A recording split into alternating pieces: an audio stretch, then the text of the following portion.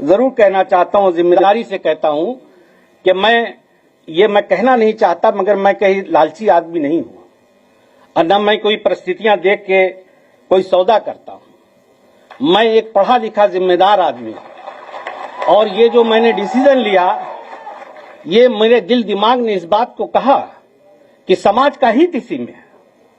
आज हम जिस परिस्थितियों में खड़े हैं, देश जिसमें खड़ा हुआ है, भाई हमारे सामने दो ही विकल्प हैं।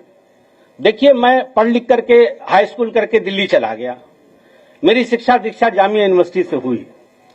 मैं एक पढ़ा लिखा इंसान हूं, I can understand the situation of country. तो मुझे ऐसा लगता है कि आज दो खेमा है। एक खेमा वो है जो इस देश को तोड़ना चाहता, बांटना चाहता है। मैं बहुत दर्द से इस बात को कहता हूं कि मेरी परवरिश में मेरे 99% दोस्त मेरे हिंदू हैं और मुझसे इतना प्यार करते हैं, बाखुदा मैं कसम खा के कह रहा हूं कि मुझे इतना प्यार करते हैं, इतना प्यार मिलता है उनसे कि मुझे कभी लगा ही नहीं कि हम लोग मजहब के नाम पे भी हमको कोई बांट सकता है क्या। यही हमारी देश की संस्कृति है, इसी में हम पल के बड़े हुए। मेरा दिल रोता है इस बात के लिए, मैं बाय हार्ट इस बात को कह रहा हूं। बहुत दर्द होता है मुझे जब मैं देखता हूं कि आज मजहब के नाम पे क्या हो रहा। मजहब तो आस्था की चीज है। मैं एक बैग लेके गया, अगर इस देश का, मुझे घमंड से मैं इस बात को कहता हूं कि मेरी जिंदगी पे अगर किसी का एहसान है तो मेरे हिंदू भाइयों का है। हाँ। मैं इस बात को चिल्ला चिल्ला के दुनिया के हर मन से कहता हूं। अगर इस देश का हिंदू इतना बुरा होता तो हम तो माइनॉरिटी में हैं भाई। हम तो कहते ही हैं कि हम आपके छोटे भाई हैं।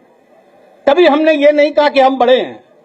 हमने हमेशा कहा कि आप मेरे बड़े भाई हैं, आप लीड करें, हम लोग पीछे खड़े हैं।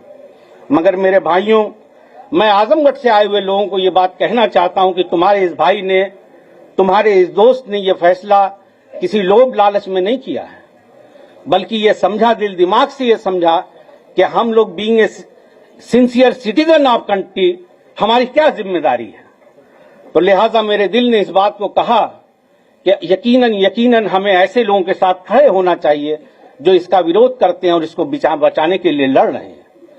माननीय अध्यक्ष महोदय, मैं दिलो जान से आपके पीडीए के नारे को ताकत देता हूं, उसकी हां में हां मिलाता हूं। इसलिए कि अगर इस देश में कुछ बदलाव हो सकता है तो यही उम्मीद है। मैं तो ऊपर वाले से, अल्लाह से ये दुआ करता हूं कि अल्लाह आपको सेहत दे, लंबी हयात दे और ताकत दे, और हम लोग आज के बाद, हम आपके लिए पूरी जिंदगी आपके साथ। और इस मन से गुड्डू जमाली कह रहा है, चाहे मुझे यहां कुछ मिले या न मिले, मैं पूरी जिंदगी आपका वफादार रहूंगा।